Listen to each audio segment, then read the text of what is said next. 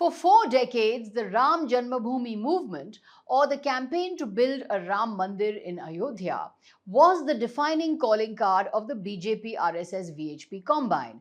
Apart from being a zealous political campaign, it was shrewdly projected as a so-called civilisational mission, a people's movement to reclaim Hindu identity and to right the so-called historical wrongs of the medieval period and the Muslim invasions.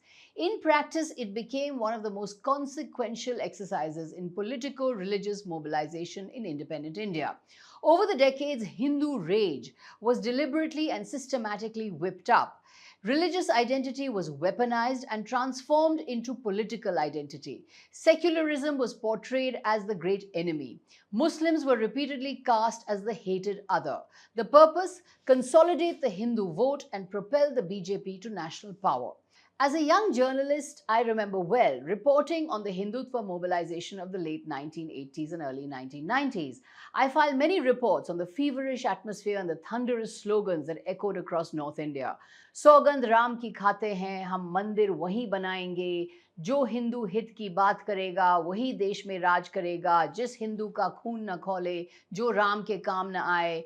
Lord Ram became not merely an object of worship, but the central political symbol of a movement projected as an assertive Hindu resurgence against pseudo-secularism, against elite Macaulay Putras or westernized Indians, and the alleged appeasement of Muslims. I chronicled this transformation in my biography of former Prime Minister Atal Bihari Vajpayee.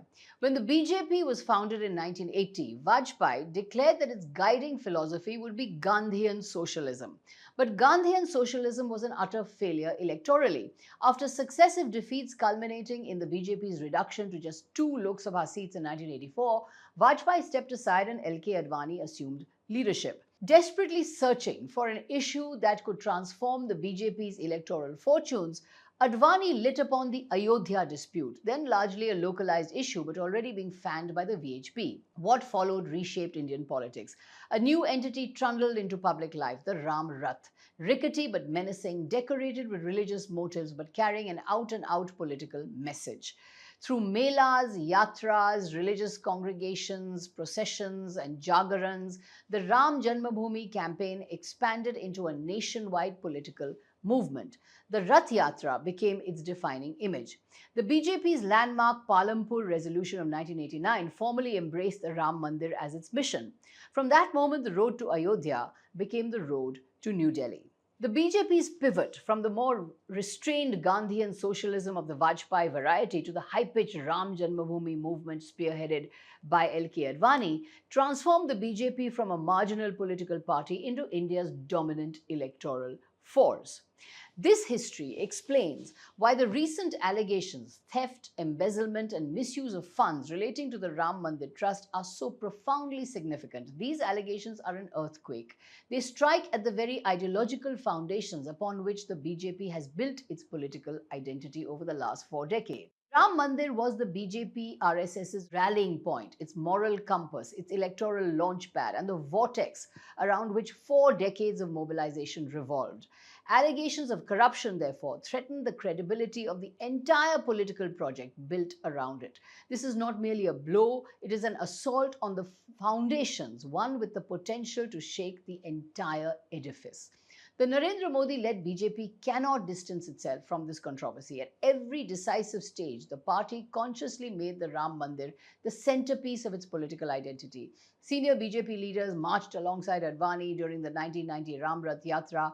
As General Secretary of the Gujarat BJP at the time, Modi was one of the principal Rath Yatra organizers in Gujarat before ultimately becoming its greatest political beneficiary. As Prime Minister, Modi laid the foundation stone of the temple in the 2020 Shilanyas ceremony.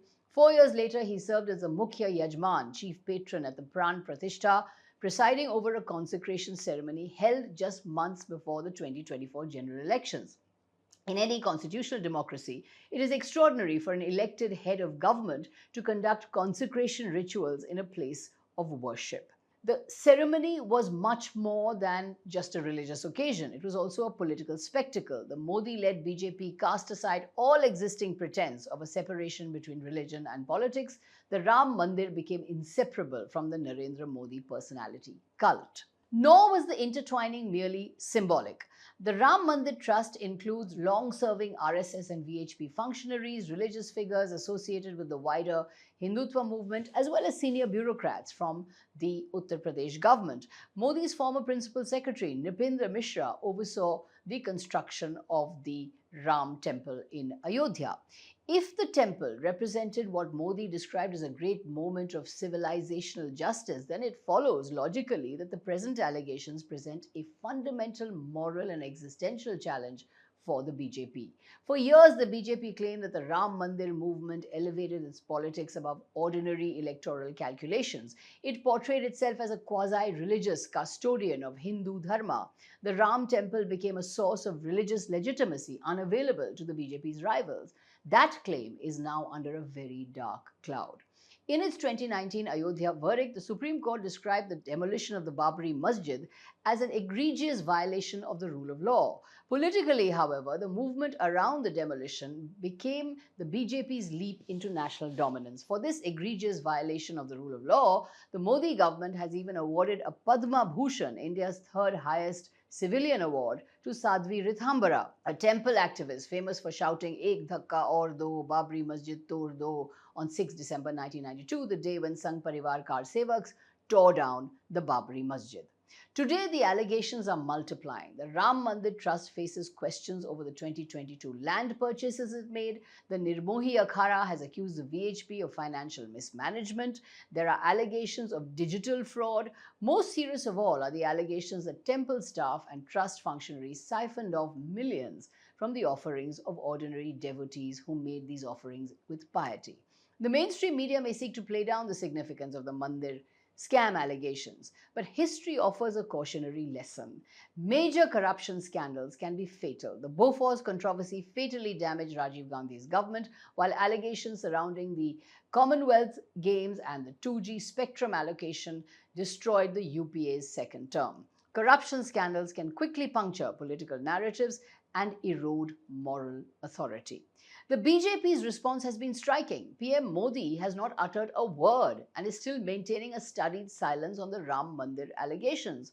Home Minister Amit Shah, usually so quick to accuse the opposition and unleash central agencies against the opposition with remarkable speed, is equally mute.